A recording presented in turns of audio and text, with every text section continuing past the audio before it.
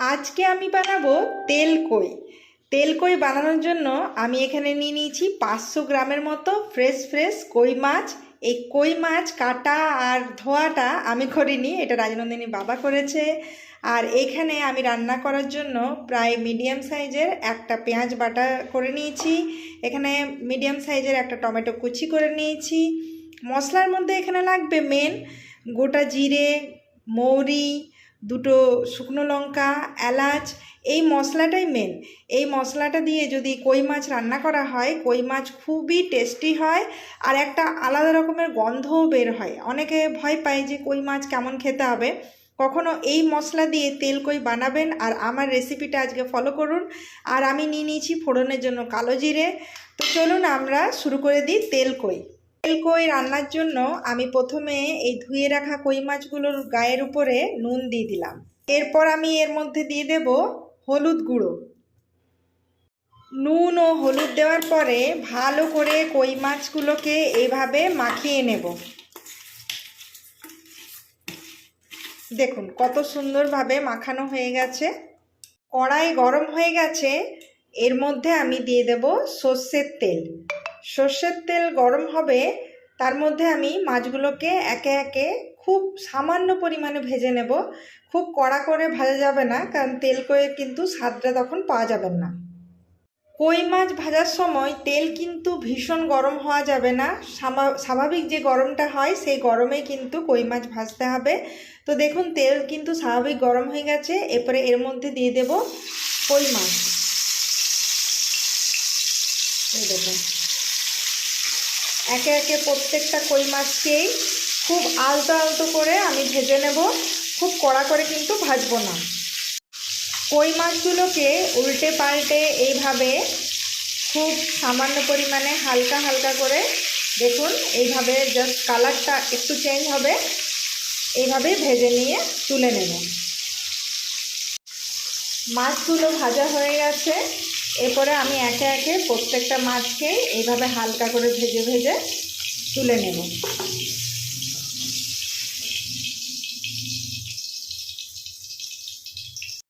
তো দেখুন মাছ ভাজার তেলে আমি প্রথমে দিয়ে দেব সামান্য পরিমাণে কালো জিরে। কালো জিরের গন্ধটা বেশ সুন্দর একদম বেরিয়ে এসেছে। এর মধ্যে আমি দিয়ে দেব পেঁয়াজ বাটা।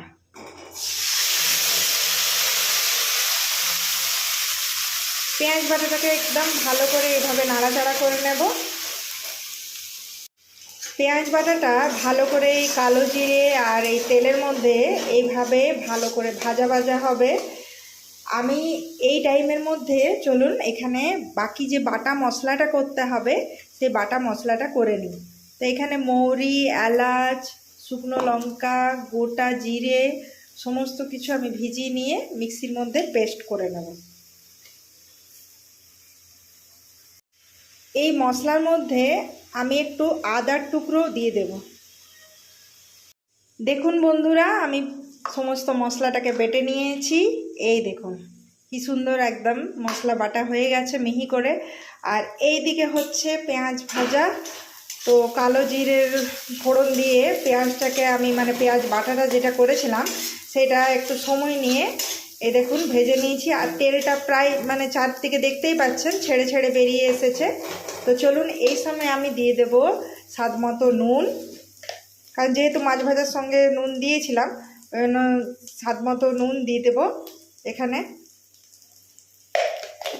আর দেব এখানে হলুদ গুঁড়ো দিয়ে দিলাম। তো দেখুন বন্ধুরা এখানে নুন হলুদ দিয়ে ভালো করে পেঁয়াজটার সাথে মিশিয়ে নিলাম। এরপরে টমেটো কুচিটাকে এরপরে এর মধ্যে আমি দিয়ে দেব। আপনারা যারা যারা কই মাছ খেতে পছন্দ করেন অবশ্যই এইভাবে রেসিপিটা ট্রাই করবেন আর কমেন্টে জানাতে ভুলবেন না যে আপনাদের এই রেসিপিটা কেমন লাগলো। আর যেভাবে আপনারা আমাদেরকে অনেক অনেক ভালোবাসা দিয়ে আসছেন, আপনাদের কাছে আরও ভালোবাসা আশা করছি আমরা। প্রায় 2 থেকে 3 মিনিট টমেটোটা দিয়ে ভালো করে নাড়াচাড়া করে নিয়েছি। আর কি সুন্দর দেখুন একদম তেল ছেড়ে বেরিয়ে এসেছে। এই দেখুন এরপরে চলুন এই যে বেটে রাখা যে মশলাটা এই পুরো মশলাটা আমি এর মধ্যে দিয়ে দেবো।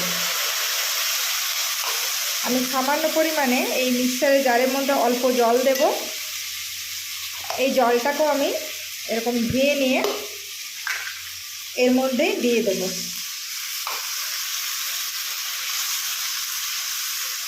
দেখুন কি সুন্দর একটা গন্ধ বেরিয়েছে, কালারটাও ভীষণ সুন্দর।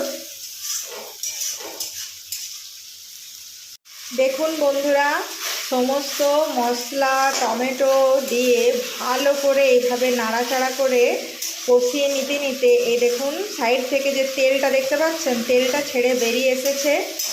তো প্রায় হয়ে এসেছে, মশলাটা কষানো হয়ে এসেছে। এই দেখুন এইভাবে নাড়াচাড়া করে নিয়ে আবারও একটু আমি এইভাবে কষিয়ে নিচ্ছি। এত সুন্দর গন্ধটা বেরিয়েছে না, মানে কি বলবো, একবার হলো অবশ্যই বাড়িতে ট্রাই করবেন আর ফ্যামিলির লোকেদেরকে খাইয়ে অবশ্যই মানে আপনারা খুশি হবেন যে এইভাবে তেলকই বানানো যায়। আর তেলকইয়ের যে এত সুন্দর স্বাদ এইভাবে না রান্না করলে বুঝতে পারবেন না। তো এই দেখুন মানে পুরো মশলাটার থেকে তেল ছেড়ে বেরিয়ে এসেছে। মশলা কষানো শেষ হয়ে গেছে। তো চলুন এরপরে এর মধ্যে দিয়ে দেব সামান্য পরিমাণে জল। এই দেখুন জাস্ট সামান্য পরিমাণে গ্রেভি করব। তো এই দেখুন জল দিয়ে দিলাম। দেখুন কি সুন্দর কালারটা হয়েছে। যারা আরও কালার পছন্দ করেন তারা কাশ্মীরি গুঁড়ো লঙ্কাও দিতে পারেন। আমি ইচ্ছে করে দিইনি, আমি ভাবলাম ন্যাচারাল থাকাটাই বেশি ভালো লাগবে, তো ওই জন্য আপনাদের। জল দেওয়ার পরে আবারও ভালো করে এইভাবে নাড়াচাড়া করে নেব। জাস্ট জলটা ফুটে উঠবে, এই সময় দেখুন আমরা দিয়ে দেবো 2-3টে কাঁচা লঙ্কা। কারো যদি খুব ঝাল খেতে পছন্দ করে চিড়ে কিংবা কুচি করেও দিতে পারেন। আমি যেহেতু শুকনো লঙ্কা ইউজ করেছি সেই জন্য আমি গোটা গোটা কাঁচা লঙ্কা দিলাম, কারণ দেখি রাজনন্দিনী বাবার যদি ভীষণ ঝাল লাগে তাহলে তো ভালো লাগবে না, তো সেই জন্য আমি গোটা লঙ্কা ইউজ করেছি। তো জাস্ট এটা ফুটে উঠবে আর প্রায় হয়ে এলো। দেখুন বন্ধুরা এই ঝোলটা ফুটে এসেছে। এরপরে এখানে যে ভেজে রাখা মাছগুলো ছিল না, এই মাছগুলো আমি একে একে ছেড়ে দেব। তো এই দেখুন প্রত্যেকটা মাছকেই আমি এর মধ্যে দিয়ে দিচ্ছি। খুব সুন্দর দেখুন দেখতে লাগছে। তেলকই কিন্তু রেডি হয়ে গেছে। অবশ্যই অবশ্যই কমেন্টে জানাতে ভুলবেন না। দেখুন বন্ধুরা একদম টকবক করে ফুটছে আর তেলকই কিন্তু রেডি, গরম ভাতের সঙ্গে জাস্ট জমে যাবে। তো চলুন রাজনন্দিনী বাবাকে গরম ভাতের সঙ্গে তেলকই দিই আর টেস্টটা ও খেয়ে বলবে। খেয়ে বলো তো থাকা যাচ্ছে না, আমি ডাল শাকটা পরে খাবো, আগে তেলকইটা আচ্ছা আচ্ছা আচ্ছা আচ্ছা একটু, হ্যাঁ সামান্য এই 5টাই করে, তারপর শাকটা দিয়ে ভাতটা খাবো। ঠিক আছে। শাক আমার খুব ভালো লাগে যদিও। ও দেখি একবার। ইউনিক ইউনিক ইউনিক, দারুণ ভালো লেগেছে তো? জমে যাচ্ছে। মানে বন্ধুদেরকে কিছু বলার আছে কি? না খেলে বলা যাবে না। দারুণ গো দারুণ। স্বাদটা ভালো হয়েছে তো? একদম নরম তুলতুলে দারুণ। আর ঝাল ঝাল হয়েছে?